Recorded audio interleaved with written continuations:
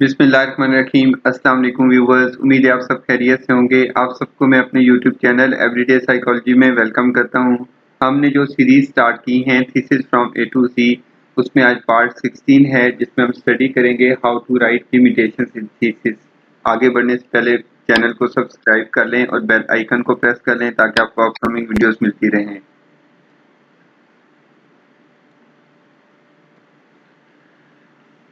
जो लिमिटेशंस हैं या लिमिटेशंस एंड सजेशंस, ये डिस्कशन की सब हेडिंग है। डिस्कशन का जो चैप्टर है, जब डिस्कशन कंप्लीट कर लेते हैं तो हम डिस्कशन के बाद लिमिटेशंस एंड सजेशंस, ये लिमिटेशंस और रिकमेंडेशंस लिखते हैं। तो हम देखते हैं आज इसको कैसे लिखते हैं, कैसे आइडेंटिफाई करते हैं हमारी स्टडी की लिमिटेशंस क्या थी और उनको लिखते कैसे हैं। आप यहाँ से बहुत क्लियरली आइडेंटिफाई कर सकते हैं कि एक रिसर्च की लिमिटेशंस कॉन्सेप्चुअली होती क्या है। ये आप देख सकते हैं, ideal example of research, this is how research can be conducted. Ideally एक रिसर्च जो है वो कैसे होनी चाहिए थी, ये आप ये साइड पे आप देख सकते हैं। This is an ideal model of research, एक आइडियल रिसर्च ऐसे होनी चाहिए थी कंप्लीट, लेकिन this is a real model. ये उसी रिसर्च में जितनी वो होनी चाहिए थी, ये रिसर्च की हमने बाउंड्रीज डिसाइड की थी, उसमें से ये नहीं आप कर सके, जो पार्ट उसका मिसिंग रह गया। This is how a research can be conducted, real example of research, this is how a research is actually conducted. तो ये जो इसका मिसिंग लिंक है, इसको कहते हैं लिमिटेशंस ऑफ द स्टडी। आमतौर पे यहाँ पे लोग एक गलती करते हैं, वो अपनी रिसर्च की लिमिटेशंस वो लिखते हैं जो होती नहीं है। देखें, अगर आप ये लिख देते हैं कि आपने फॉर एग्जांपल आपने लिखा कि आपकी रिसर्च में जस्ट एडल्ट्स जो थे उनने पार्टिसिपेट किया, एडोलसेंस ने नहीं किया, चिल्ड्रन ने नहीं किया। पहले आप ये तो सोचें कि आपकी रिसर्च उनसे रिलेटेड भी थी या नहीं, फिर आपने क्यों मेंशन किया। हाँ, एडल्ट्स में अगर आप कह सकते थे कि उसमें फर्दर अगर आपके एडल्ट्स पे रिसर्च की थी तो उसमें अगर एडल्ट से रेलेवेंट कोई मिडिल एडल्ट्स, लेट एडल्ट्स शामिल हो सकते थे तो वो सही है। आप उसमें एडोलसेंस को क्यों लेके आ रहे हैं? तो ये बड़ा ज़रूरी है कि मैं आपको आसान लफ्ज़ों में समझाता हूँ कि हम एक रिसर्च में जो हमें करना चाहिए था वो अगर हमने नहीं किया, वो अगर हम करते तो हमारी रिसर्च इससे बेहतर होती, ज़्यादा बेहतर होती, ज़्यादा बेनिफिशियल होती। वो अगर हमने नहीं किया जो ड्यू था, जो करना चाहिए था, तो ये उसकी लिमिटेशन है। जो उससे रेलेवेंट ही नहीं है, देखिए हम पूरी दुनिया पे रिसर्च नहीं कर रहे तो हम बिला वजह ये नहीं कह सकते कि उसकी लिमिटेशन है। लेकिन जो आप समझते हैं कि आपके रिसर्च प्रोजेक्ट में अगर ये किया जाता तो रिसर्च की क्वालिटी बहुत बेहतर हो सकती थी, लेकिन आप इन एनी केस आप नहीं कर सके कि किसी रीज़न की वजह से भी, मतलब क्योंकि रिसर्च में एक बड़ी इंपॉर्टेंट बात होती है फिजिबिलिटी ऑफ द प्रोजेक्ट, कि वो प्रोजेक्ट प्रैक्टिकली कैसे हो सकता है। तो समटाइम्स हमारे लिए कुछ प्रॉब्लम्स होते हैं जिसकी वजह से प्रैक्टिकली हम रिसर्च में बहुत सारी चीज़ें नहीं कर पाते हैं, उसको उसको कहते हैं लिमिटेशन ऑफ द रिसर्च। हम देखते हैं, इसे वन बाई वन स्टडी करते हैं। सबसे पहले आप देखें कि इसकी हेडिंग है, लेवल 2 की हेडिंग होती है लिमिटेशंस एंड सजेशंस, ये लिमिटेशंस एंड रिकमेंडेशंस। इसके बाद कॉन्सेप्चुअल फ्रेमवर्क जो है, कॉन्सेप्चुअल फ्रेमवर्क, उस पे आप बात कर सकते हैं। If the conceptual framework theory under investigation is not supported, can we reinvestigate it, or do we need to develop an indigenous model theory and later on scale to address this issue from the indigenous perspective? अब आप देखें limitation क्या है। Limitation ये है कि अगर आपने एक स्केल है और उस स्केल पे आपकी फाइंडिंग सही नहीं आती, और जब आपकी फाइंडिंग सही नहीं आती तो फिर आप रियलाइज़ करते हैं कि ये जो स्केल था, अगर इसकी जगह पे इंडिजिनस स्केल यूज़ होता, यानी आप लोकली अगर अपना स्केल डेवलप करते और अपने बिहेवियर की उसमें सैम्पलिंग करते तो शायद बेहतर या डिफरेंट रिजल्ट्स आते। तो वो या अगर आपने एक बोरोड थ्योरी ली और एक डिफरेंट कॉन्टेक्स्ट या कल्चर या सोसाइटी की थ्योरी अपने कॉन्टेक्स्ट में अप्लाई की और उसकी फाइंडिंग्स के इश्यूज आते हैं, तो हम कह सकते हैं कि ये एक स्टडी लिमिटेशन है। Instead of that we should opt the option of developing a new theoretical model, a new theory. तो ये आपकी एक लिमिटेशन हो सकती है कि आपका जो कॉन्सेप्चुअल फ्रेमवर्क था उसकी जो फॉर्मेशन थी वो अप्रोप्रिएट थी या नहीं। उसके बाद ये है रैशनल, ये बहुत इंपॉर्टेंट है। Have you address the complete research problem और the research should be extended. If a certain gap is not filled then further research can be conducted. If you have partially studied a theory, then suggest the future research on the concept complete model. For example, if you have conducted research on two personality types, it can be extended to big five. For example, if a theory is related to parent-child relationship, but you have only considered parents' side, ये बड़ा important है। आपको खुद देखें, sometime ऐसे होता है जब हम अपने रिसर्च प्रोजेक्ट को रैशनलाइज करते हैं अपने सर्कमस्टांसेस या अपने रिसोर्सेज पे, तो उसके बहुत इंपॉर्टेंट पार्ट मिस हो जाते हैं। बाद इतने थ्योरेटिकल मॉडल कम्प्रीहेंसिव होते हैं कि आप पूरे पे रिसर्च ही नहीं कर पाते। तो आप अपने रैशनल में देखें कि आपने जो रिसर्च प्रॉब्लम जो था, जो आपने अपने रैशनल में मेंशन किया, वो फर्दर किस हद तक इन्वेस्टिगेट किया गया और वो फर्दर कितना इन्वेस्टिगेट किया जा सकता है। तो उस पे आप लिख सकते हैं। जैसे अगर आपने एक थ्योरी के एक पार्ट पे किया है, जैसे फॉर एग्जांपल बिग फाइव में से अगर आपने टू पर्सनैलिटी टाइप्स को एड्रेस किया ड्यू टू एनी रीजन, तो आप मेंशन कर सकते हैं that research can be extended to a complete big five model. तो ये आप देख सकते हैं। Objectives, if you have not achieved your all objectives from the study findings, then more research can be conducted. For example, if only exploratory objectives were made without formulating hypotheses on gender differences, on wisdom, due to the unavailability of literature, more research can be conducted. ये हम लिख लेते हैं। देखें, अगर आपके पास literature existing literature available नहीं था तो हम मोस्टली नॉन डायरेक्शनल हाइपोथेसिस बना लेते हैं, या हम हाइपोथेसिस फॉर्मुलेट ही नहीं करते, जस्ट आप ऑब्जेक्टिव्स लिखते हैं और आप एक्सप्लोर कर लेते हैं। लेकिन आप अपनी लिमिटेशंस में सजेस्ट करते हैं लिमिटेशंस के साथ कि इसे प्रॉपर हाइपोथेसाइज किया जाए और इस पे हाइपोथेसिस फॉर्मुलेशन की जाए और उसको टेस्ट किया जाए। उसके बाद आपका रिसर्च डिज़ाइन बहुत इंपॉर्टेंट है। जो आपके रिसर्च डिज़ाइन आपने यूज़ किया उसकी लिमिटेशंस बहुत, ये एक ऐसा पॉइंट है जो मैं अभी बता रहा हूँ, इसमें से आप अपने थीसिस में अभी भी देख के लिमिटेशन लिख सकते हैं। वो क्या, आपने फॉर एग्जांपल एक रिसर्च डिज़ाइन जो यूज़ किया उसको स्टडी करें, उस रिसर्च डिज़ाइन की लिमिटेशंस क्या थी वो आपकी स्टडी की भी लिमिटेशंस होंगी। फॉर एग्जांपल अगर आपने सर्वे रिसर्च यूज़ किया है तो सर्वे रिसर्च की बहुत सारी लिमिटेशंस हैं, जैसे उसकी इंटरनल वैलिडिटी यूजुअली लो होती है, एक्सटर्नल अगर उसकी हाई होती है। जैसे देखें, was your research design appropriate to best investigate your research problem? If not, can we reinvestigate it with a better alternative? अगर आप समझते हैं कि ये रिसर्च आपने क्वालिटेटिव रिसर्च की है या अगर आपने क्वांटिटेटिव रिसर्च किया, आप कहते हैं अगर क्वालिटेटिव इन्वेस्टिगेशन होती तो ज़्यादा इन डेप्थ इंफॉर्मेशन मिलती, तो आप सजेस्ट कर सकते हैं what was the internal and external validity of your research design. जैसे मैंने आपको भी बताया कि सर्वे की यूजुअली इंटरनल वैलिडिटी लो होती है। Can we use method triangulation, कि क्या आप टू मेथड्स को कंबाइन करके यूज़ कर सकते थे, और mixed method approach. Were the confounding factors controlled to prevent them intervening in the study? ये बड़ा important factor है। Other than experimental research, तमाम research designs में confounding control करना एक बहुत बड़ा challenge है। इसकी वजह से आप cause fact relation establish नहीं कर सकते।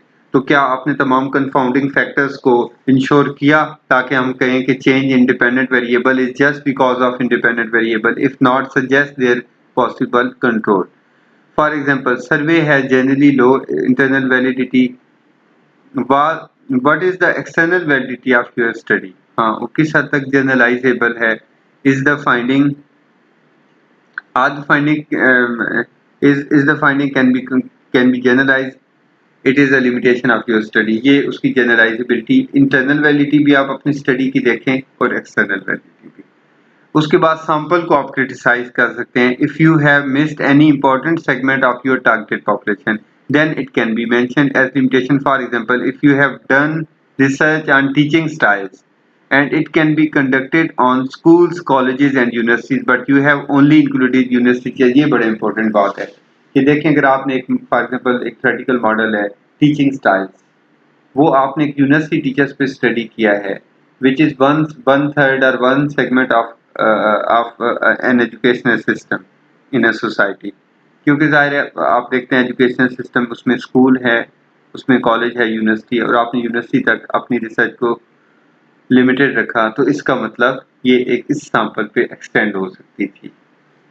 तो ये आप सैंपल के रेफरेंस से लिख सकते हैं अगर उसमें कोई इंपॉर्टेंट पार्ट आपको लगता है मिस हो गया। इंस्ट्रूमेंट्स, ये बहुत इंपॉर्टेंट लिमिटेशन। अगर आपने इंग्लिश वेरिएंट्स यूज़ किए हैं तो उसमें उसकी वजह से बहुत सारे प्रॉब्लम्स आते हैं। उसकी आपको चाहिए सजेस्ट करें कि क्रॉस लैंग्वेज वैलिडेशन की जाए। Have you ensured satisfactory measures to control social desirability? Social desirability के लिए आपने क्या मेजर्स लिए हैं? For example use of self report में, ये अब आपकी लिमिटेशन है जो आप लिख सकते हैं कि सेल्फ रिपोर्ट मेजर्स, यानी आपने स्केल दिए, लोगों ने खुद ही उस पर ओपिनियन दिया अपने बारे में, तो आप सोशल डिजायरेबिलिटी या रिस्पांस बायसनेस या फेकिंग गुड, उसको कैसे कंट्रोल किया आपने इन सर्वे रिसर्च? दस cross ratings can be an alternative. आप सजेस्ट कर सकते हैं कि ये इस बार तो हमने ऑनेस्टी का स्केल उनसे डायरेक्ट सेल्फ रिपोर्ट में ये यानी स्टूडेंट से फिल करवाया, फ्यूचर में हमें चाहिए इसको क्रॉस रेट करवाएं, एक स्टूडेंट का ऑनेस्टी का स्केल उसके फ्रेंड से करवा लें, उसके टीचर से करवाएं कि ये कितना ऑनेस्ट है, एक लीडर का उसके सबऑर्डिनेट से करवाएं। यू कैन यूज डाटा और मेथड ट्रायंगुलेशन, ये भी आप कर सकते हैं कि एक जगह पे आपने डाटा लिया, आप 2 जगह से लें, 3 जगह, मेथड 2 मेथडोलॉजीज यूज कर लें। Review your instruments use in the study, वो देखें whether they cross language cross context valid, क्या वो वैलिड थे? बहुत सारे ऐसे इंस्ट्रूमेंट्स होते हैं, जैसे देखें जो मुनी प्रॉब्लम चेकलिस्ट है, उसमें आप देखें कोर्टशिप एंड के इश्यूज हैं, वो हमारे कल्चर से रेलेवेंट ही नहीं होते। बहुत सारे आइटम्स जैसे अल्कोहल से रिलेटेड आइटम्स होते हैं, जैसे इंटीमेसी या सेक्स से रिलेटेड बहुत सारे हमारे कल्चर से रेलेवेंट नहीं होते। तो क्या वो वाकई जो आपने इंस्ट्रूमेंट यूज किए वो अप्रोप्रिएट थे? अगर आपने जस्ट इंग्लिश लैंग्वेज में भी यूज किए, ये भी एक लिमिटेशन है। If not do mention in limitation which method, अच्छा procedure, which method of survey was used for data collection? Can you control response biasness by using internet survey? हाँ, आजकल देखें आप गूगल फॉर्म्स के थ्रू यानी internet सर्वे हो रहा है। अब इंटरनेट सर्वे की क्या लिमिटेशंस है? आप आइडेंटिफाई नहीं कर सकते कि क्या वाकई वही रिप्रेजेंटेटिव सैंपल ही नहीं आता। सबसे अहम बात आपको बताऊं, जो आजकल गूगल फॉर्म से इंटरनेट सर्वे हो रहा है, इससे रिप्रेजेंटेटिव सैंपल ही नहीं आता। आपको पता ही नहीं है कि आपका डाटा फिल कौन कर रहा है। Internet survey identify if any and recommend to consider cultural, subcultural, contextual, environmental factors which may influence to the results of your study. ये बहुत ज़रूरी है। Sampling technique is crucial in determining representative sample. Are you sure your sampling technique work to collect a representative sample? अब ये बहुत important है। अगर आप probability non probability sampling techniques use करते हैं यानी purposive या convenient, तो उसमें रिप्रेजेंटेटिवनेस ऑफ सैंपल के चांसेस कम होते हैं, तो इट कैन बी क्रिटिसाइज्ड। ये आप लिख सकते हैं कि फ्यूचर रिसर्च में प्रोबेबिलिटी सैम्पलिंग टेक्निक्स यूज होनी चाहिए। और इंटरनेट सर्वे का आपको बताया, अब इंटरनेट सर्वे की आप लिमिटेशंस पढ़ें एक बुक से, वो आपकी भी स्टडी की लिमिटेशंस हैं क्योंकि ये इंटरनेट सर्वे से की गई है। सर्वे की लिमिटेशन आपकी स्टडी की भी लिमिटेशंस हैं। For example, the non-probability sampling technique limits representativeness of sample. Were ethical issues properly addressed if not mentioned as limitation? ये बहुत ज़रूरी है क्योंकि बहुत ज़्यादा इंटरनेशनली तो बहुत ज़्यादा इसको टॉप प्रायोरिटी के तौर पे ट्रीट किया जाता है कि क्या कोई ऐसा एथिकल इशू तो नहीं था जो आप समझते, जैसे right of confidentiality of information आपने इंश्योर की या नहीं, एनोनिमिटी और दूसरी इस तरह की different inform consent.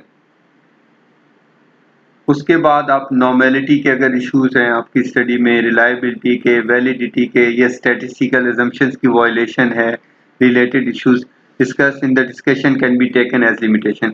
For example, if the scales used in the study were reported to have low reliability, it is a limitation of the study. क्योंकि अगर एक स्केल की रिलायबिलिटी ही लो है टूल्स की या उनकी वैलिडिटी के इश्यूज हैं, तो उनकी बेसिस पे जो आप इन्फ्रेंशियल स्टैटिस्टिक्स अप्लाई करके इन्फ्रेंस ड्रा कर रहे हैं वो खुद रिलायबल नहीं होंगे जब स्केल ही रिलायबल नहीं है। तो उनकी बेसिस पे लिए गए डिसीजंस, क्योंकि स्केल्स को कहते हैं डिसीजन फैसिलिटेशन टूल्स, तो एक स्केल ही खुद सही नहीं है, उसकी बेसिस पे लिया गया डिसीजन किस हद तक करेक्ट हो सकता है। For example, if extroversion and neuroticism are positively correlated in a study, then there is a serious problem of external validity, construct validity। देखें, अगर आपकी कोरिलेशन मैट्रिक्स में जीरो ऑर्डर कोरिलेशन में काउंटर इंट्यूटिव कोरिलेशन आते हैं, जो methodological flaws हैं। For example, अगर एक्सट्रोवर्जन और न्यूरोटिसिज्म का पॉजिटिव कोरिलेशन आता है, तो इसका मतलब आपकी कंस्ट्रक्ट वैलिडिटी के इश्यूज हैं, तो वो एक बहुत बड़ी लिमिटेशन होती है। अगर आपकी कोरिलेशन जो है वो डिजायर्ड डायरेक्शन में ना हो, थ्योरेटिकली कंसिस्टेंट डायरेक्शन में ना हो, तो ये बहुत बड़ी लिमिटेशन है। For example, if there is less than 50% cumulative percentage variance in EFA, ये भी बहुत कि अगर आपके कोई जो सेट स्टैंडर्ड्स हैं उनको मीट नहीं करते अगर आपके एनालिसिस, तो ये भी बड़े important. Finally, anything which if it were included और excluded could improve the quality of your research can be revealed as limitation of the study। तो ये फाइनल वर्ड्स के तौर पे आपको मैंने जैसे पहले बताया कि अगर आप समझते हैं वो रिसर्च से रेलेवेंट भी थी, की जानी चाहिए थी, लेकिन नहीं कर सके, तो ये तो अब आप देख सकते हैं कि आप अपनी रिसर्च की लिमिटेशंस, अपनी मेथडोलॉजी, अपने सैंपल, अपने रिसर्च डिज़ाइन, अपने सैम्पलिंग स्ट्रेटजी और अपनी जो आपने अपनी टाइप थी, आपकी डाटा कलेक्शन की जो स्ट्रेटजीज यूज हुई जैसे इंटरनेट सर्वे, ये इन सब से आप अपनी लिमिटेशंस ऑफ द स्टडी को ड्राइव कर सकते हैं। हम एग्जांपल के तौर पे देखते हैं पार्ट्स ऑफ लिमिटेशंस, हेडिंग है लेवल 2 इसका। फिर आप उसके बाद जैसे देखें यहाँ पे जो ये एग्जांपल के तौर पे लिमिटेशन लिखी होती है, हम देखते हैं इसमें क्या लिखा हुआ है। रिसर्च डिज़ाइन से रिलेटेड इश्यूज लिखे हैं, सैंपल रिलेटेड, वैलिडिटी रिलेटेड और इंस्ट्रूमेंटेशन इश्यूज। ये देखते हैं कैसे रिपोर्ट करते हैं। सबसे पहले research design, the present study was based on survey method in which this cross sectional design was used to collect the information from universities situated in different cities of Pakistan। तो एक तो पता चल गया कि क्रॉस सेक्शनल डिज़ाइन यूज हुआ। Survey design has usually low internal validity, although it has high external validity. In the future, it would be more appropriate to make use of method triangulation, which will be beneficial in overcoming the inbuilt limitations of the survey method। तो इसमें उन्होंने recommend किया method triangulation means multi method approach, कि आप जहाँ सर्वे कर रहे हैं उसके साथ क्वालिटेटिव कर लें या कोई एक्सपेरिमेंटल या ऑब्जर्वेशन कर लें, यानी मिक्स मेथड अप्रोच यूज़ करें, जस्ट सर्वे पे रिलाई ना करें क्योंकि इसकी इंटरनल वैलिडिटी जो है वो लो होती है। तो ये एक तो रिसर्च डिज़ाइन को अपने को क्रिटिसाइज किया।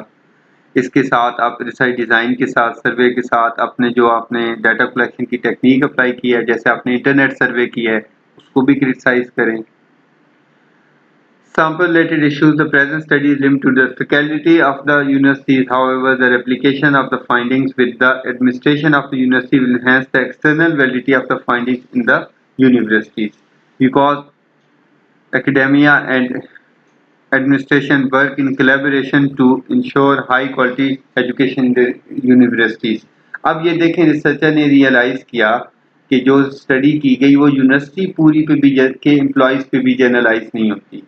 आपने एक हाफ लिया है, यानी आपने जो एकेडमिक डिपार्टमेंट्स के जो थे एम्प्लॉयज़ उनसे ले लिया है टीचिंग साइड से, लेकिन आप एडमिनिस्ट्रेटिव सेक्शन मिस किया है। तो ये आप सैंपल्स रिलेटेड अगर वाकई वो रेलेवेंट था लेकिन वो आपसे मिस हो गया तो आप उसको मेंशन कर सकते हैं।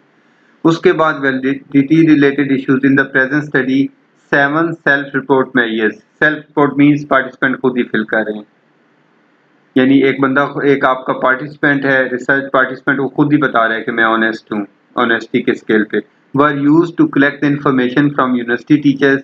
These instruments are vulnerable for social desirability, response bias और फेकिंग गुड। वही बात जो पहले हमने की थी कि रिस्पांस बायसनेस आएगी, अपनी पसंद के लोग लगाएंगे। Thus, instead of self-rating by the participant, the cross-rating possibility can be more beneficial to address the problem caused by social desirability। ये बड़ा इंपॉर्टेंट है, ये आप सबकी लिमिटेशन होगी कि सोशल डिजायरेबिलिटी बायस को, बल्कि ये आपसे पूछा भी जाएगा वाइवा में कि कैसे कंट्रोल किया आपने, उसके लिए क्या में, या एटलीस्ट अपनी लिमिटेशन में तो सजेस्ट कर दें कि ये प्रॉब्लम था और इसको एड्रेस करें। The immediate area of research is validation of the instruments in the indigenous context. ये आपकी रिसर्च की भी लिमिटेशन होगी कि आपके स्केल जो है, मोस्टली हमने खुद स्केल डेवलप नहीं किया, पाकिस्तान में नहीं डेवलप हुए इंडिजिनस कॉन्टेक्स्ट में, और आपने बाहर से लिए तो वो इतने कॉन्स्ट्रक्ट वैलिड नहीं होते अनटिल अनलेस कि आपको उनकी प्रॉपर कॉन्स्ट्रक्ट वैलिडिटी आपने इंश्योर नहीं की। All the scales used in the present study were developed in the individualistic cultures,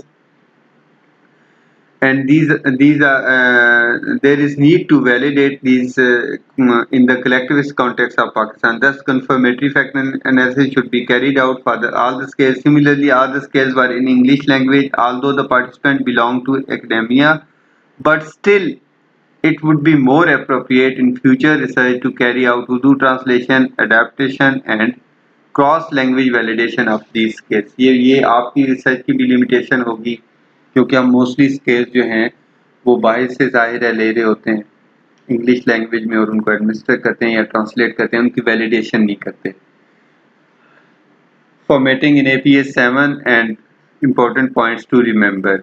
limitation and suggestion sub heading level 2, ये आप देख सकते हैं, ये लेवल 2 की हेडिंग है जो कि डिस्कशन के नीचे होती है।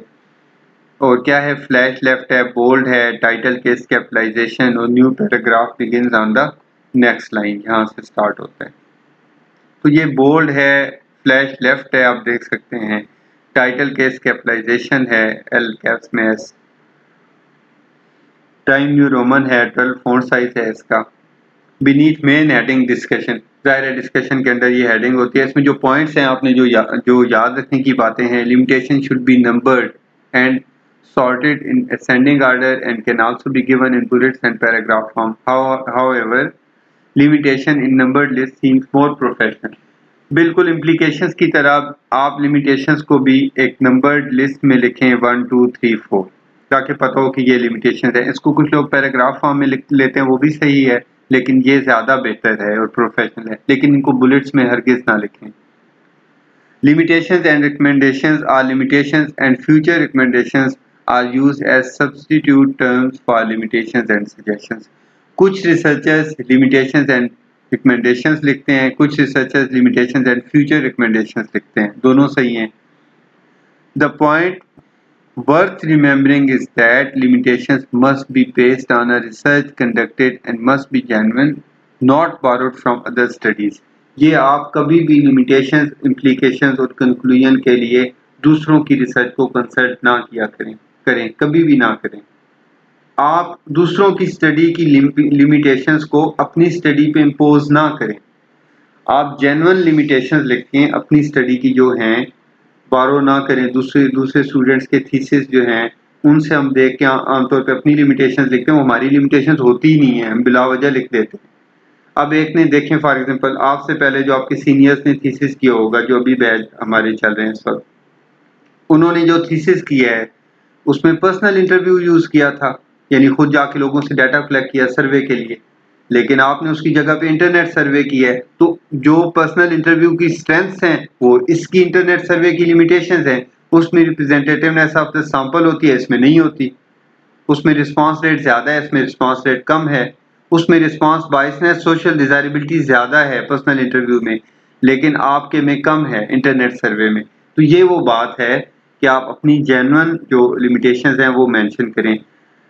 द पॉइंट, तो ये आपको उसके बाद each limitation must be proceeded by a suggestion which can be incorporated to address that limitation. क्योंकि आप रिसर्चर हैं और रिसर्चर्स जो हैं वो सोसाइटी के प्रॉब्लम्स को सॉल्यूशन प्रोवाइड करते हैं, तो आपने जो जो लिमिटेशन लिखनी है उसके साथ हम इसलिए लिखते हैं लिमिटेशन एंड सजेशन या लिमिटेशन एंड रिकमेंडेशन, कि आप उसके साथ जो आप आइडेंटिफाई कर रहे हैं प्रॉब्लम, उसका साथ सॉल्यूशन भी सजेस्ट करें कि इस लिमिटेशन को फ्यूचर रिसर्च में इम्प्रूव कैसे कर सकते हैं हम। अगर कोई और इसको रेप्लिकेट करना चाहे तो क्या इम्प्रूवमेंट करे। Different parts of research work more specifically conceptual framework, rationale objective research design, ये जो डिफरेंट रिसर्च के पार्ट्स हैं वो आप वन बाई वन उसको रिव्यू करके उसको मेंशन कर सकते हैं लिमिटेशंस में। Researchers need to know delimitations of the study before writing its limitations in order to make sure that actual limitations are mentioned। ये बहुत इंपॉर्टेंट बात है कि delimitation क्या होते हैं। हम रिसर्च से करने से पहले डिसाइड कर लेते हैं कि हम ये कर रहे हैं और ये नहीं कर रहे। ये हमें नोन होता है कि हम ये रिसर्च जो है यहाँ तक कर रहे हैं। तो जहाँ तक आप कर रहे हैं वहां तक आपने उसे डीलिमिटाइज किया है, यानी आप कहते हैं आपने ए से लेके सी तक करना है, डी नहीं करना। तो ये आपने पहले ही डीलिमिटाइज किया है। तो अब ये जरूरत भी नहीं है मेंशन करने की अपनी लिमिटेशन में कि आपने डी नहीं किया था, क्योंकि आपने तो पहले ही बता दिया। जैसे फॉर एग्जांपल आप अपनी रिसर्च के टाइटल में लिख देते हैं this research among university students, तो अब उसकी लिमिटेशंस में ये मेंशन करने की जरूरत नहीं है कि हमने स्कूल स्टूडेंट्स नहीं लिए। जब आपने अपने टाइटल में ही मेंशन कर दिया तो आपने डीलिमिटाइज कर दिया कि जी स्टूडेंट्स भी होंगे तो ये वाले स्टूडेंट्स। तो इसलिए ये डीलिमिटेशंस जो हैं उसको भी आप अंडरस्टैंड करें ताकि आप अपनी एक्चुअल लिमिटेशंस लिख सकें। उम्मीद है आपको इससे फ़ायदा होगा और आपको लिमिटेशंस लिखने में इससे काफ़ी मदद मिलेगी। मेरी फाइनल सजेशन ये है कि आप अपने रिसर्च डिज़ाइन, अपने सैंपल, अपने जो रिसर्च जो आपका टाइप ऑफ सर्वे था यानी कि इंटरनेट सर्वे की जो लिमिटेशंस हैं वो, इन सब को अगर आप स्टडी करेंगे तो आपको अपनी लिमिटेशंस लिखने में बहुत ज़्यादा मदद मिलेगी। अपना बहुत सा ख्याल रखिएगा। अल्लाह हाफ़िज़।